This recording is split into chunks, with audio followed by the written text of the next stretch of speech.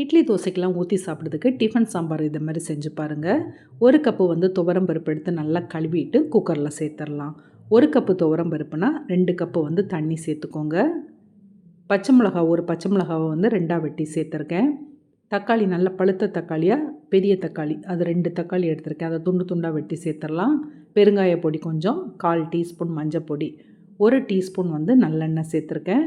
உருளைக்கிழங்கு, ஒரு பெரிய சைஸ் உருளைக்கிழங்கு வந்து தோலோடே நல்லா கழுவிட்டு சேர்த்துருக்கேன். சின்ன சைஸாக இருந்தால் 2 சேர்த்துக்கோங்க. இதில் ஒரு பெரிய வெங்காயத்தை நீளமாக வெட்டி சேர்த்துடலாம். 2 பல்லு பூண்டு இதெல்லாம் சேர்த்துட்டு குக்கரை மூடி வச்சு அடுப்பில் வச்சு ஒரு 3 விசில் வச்சு எடுத்துடலாம். 3 விசில் வந்த பிறகு அடுப்பை ஆஃப் ஆக்கியாச்சு. இப்போ குக்கரை திறந்து பார்த்துடலாம். பருப்பு, உருளைக்கிழங்கு எல்லாம் நல்லா வெந்துட்டுது. உருளைக்கிழங்கை மட்டும் எடுத்து தனியாக ஆற வச்சுருங்க. பருப்பை வந்து நல்லா கடைஞ்சி விட்டுறலாம். கடைஞ்சி விட்டுட்டு இப்போ சாம்பாருக்கு தேவையான அளவு தண்ணி சேர்த்துக்கோங்க. சாம்பார் ரொம்ப கெட்டியாகவும் இல்லாமல் ரொம்ப தண்ணியாகவும் இல்லாத மாதிரி அளவுக்கு தண்ணி சேர்த்துக்கோங்க. இனி இதில் தேவையான அளவு உப்பு சேர்த்துடலாம். புளி கொஞ்சமாக ஒரு சின்ன உருண்டை அதை நல்லா ஊற வச்சு கரைச்சி சேர்த்துருக்கேன்.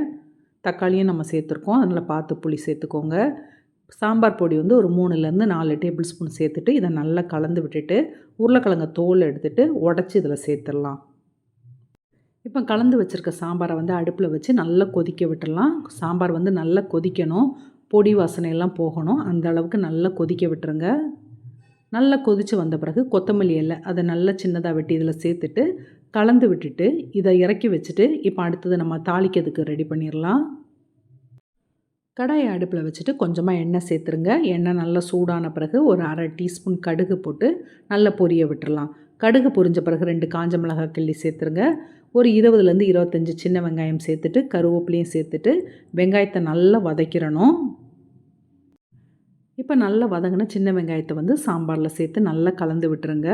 இனி சாம்பாரை வந்து சூடு பண்ண தேவையில்லை. இப்போ சாம்பார் ரெடி ஆகிட்டுது. ட்ரை பண்ணி பாருங்கள். இந்த வீடியோ பிடிச்சிருந்தால் லைக் பண்ணுங்கள், சப்ஸ்கிரைப் பண்ணுங்கள். அடுத்த வீடியோவில் புது ரெசிபியோடு பார்க்கலாம்.